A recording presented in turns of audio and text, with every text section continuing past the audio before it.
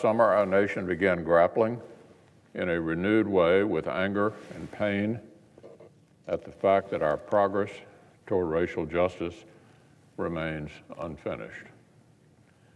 Rightly understood, this is not a struggle against our nation's founding principles and central pillars.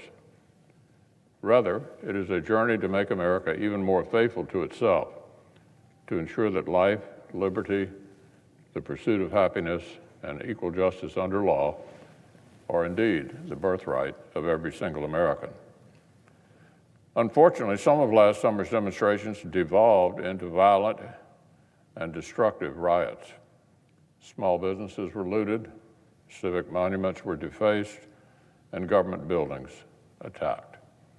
Not just insults, but rocks and Molotov cocktails were thrown at the good men and women of law enforcement. These were efforts to use violence and disorder as a political tactic to influence or overrule our democratic processes and our justice system. Now, over the last few weeks, Minneapolis returned to center stage with the trial of the police officer who was accused of killing George Floyd last May.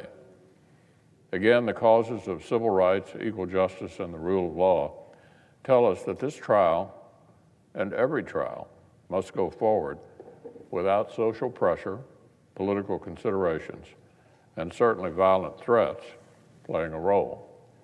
Every single American deserves a fair trial. This is sacred. You do not balance the scales of justice by trying to tip them.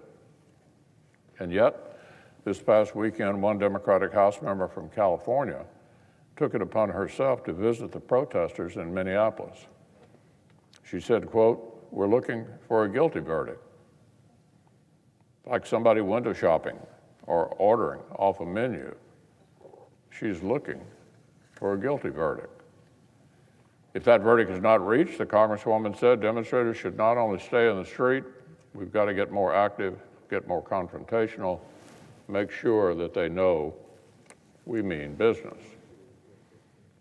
It's harder to imagine anything more inappropriate than a member of Congress flying in from California to inform local leaders, not so subtly, that this defendant had better be found guilty or else there will be big trouble in the streets. Again, so much of our nation's quest for civil rights and equal justice has been the fight to get rid of extrajudicial violence, to get rid of rigged trials where the outcome was molded by public sentiment or angry mobs.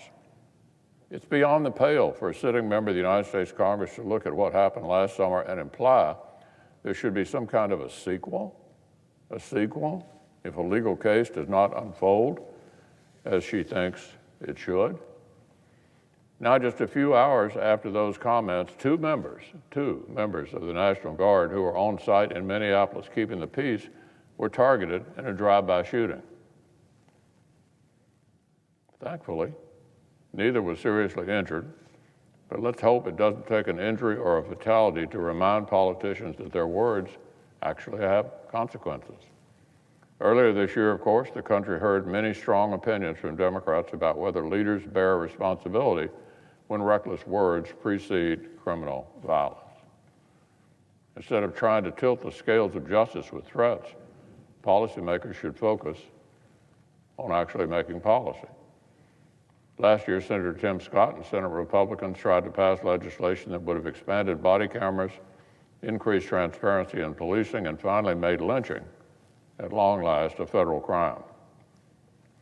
Our Democrat colleagues used the filibuster to kill it because it was not anti-police enough. Our colleagues on the far left have enough work to do here in the Capitol without trying to dictate to the judicial branch.